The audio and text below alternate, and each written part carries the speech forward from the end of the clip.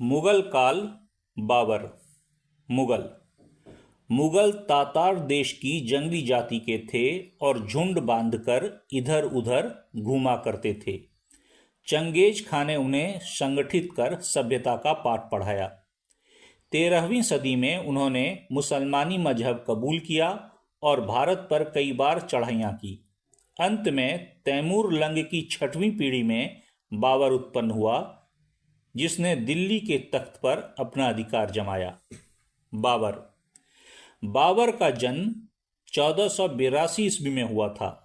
पिता के मरने पर वह फरगना का बादशाह हुआ। थोड़ी ही दिनों बाद उसने समरकंद को भी जीत लिया, पर चचा के कारण बाबर को बहुत दुख उठाने पड़े।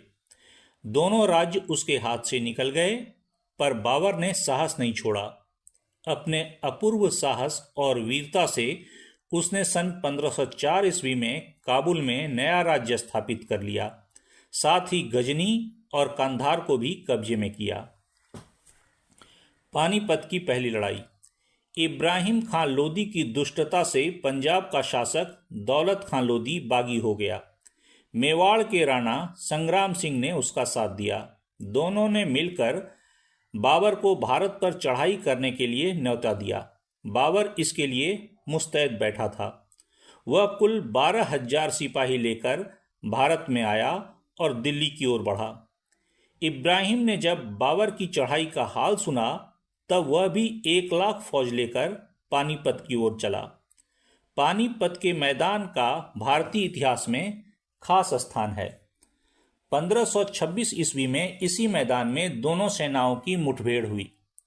काबुली सेना यद्यपि कम थी, पर वह वीर थी और उसके पास तोपखाना भी था।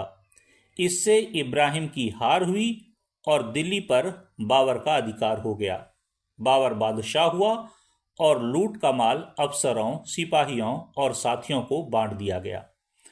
बाबर ने केवल 4 वर्ष राज किया, पर उसे चैन से बैठना नसीब न हुआ।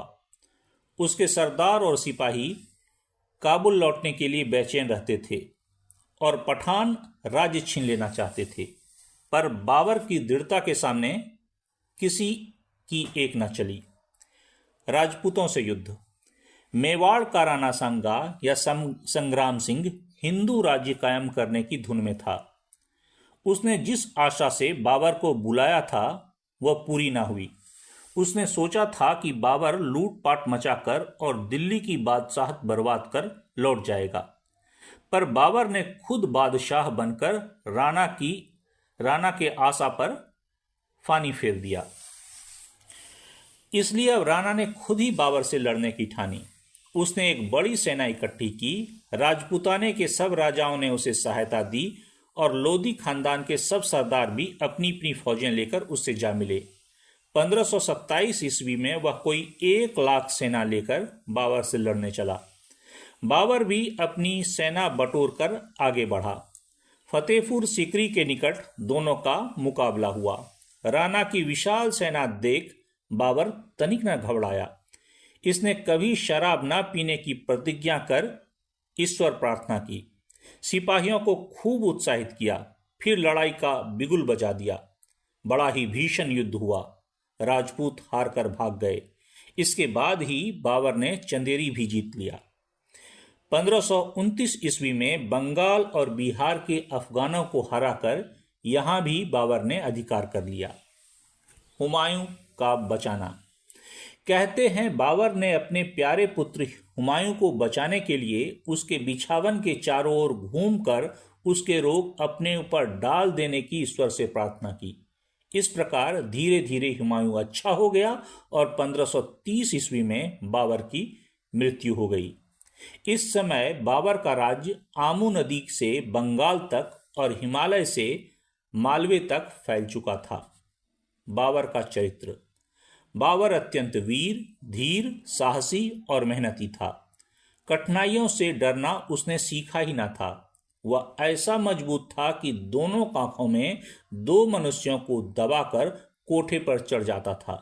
सदा विपत्तियों को सामना करने से उसका स्वभाव अत्यंत कोमल, नम्र और उदार हो गया था। वह अपनी बात का धनी था। प्रजा के सुख दुख का ध्यान खूब रखता था। हिंदुओं को प्रसन्न रखने के लिए उसने गौवध बंद करा दिया था। बाबर अच्छा कवि और लेखक भी था। उसने अपना जीवन चरित्र स्वयं ही तुजुक बाबरी नामक ग्रंथ में लिखा था, जिसमें अपने गुण दोष बहुत अच्छी तरह दिखला दिए हैं। आज तक इस ग्रंथ का मान होता है।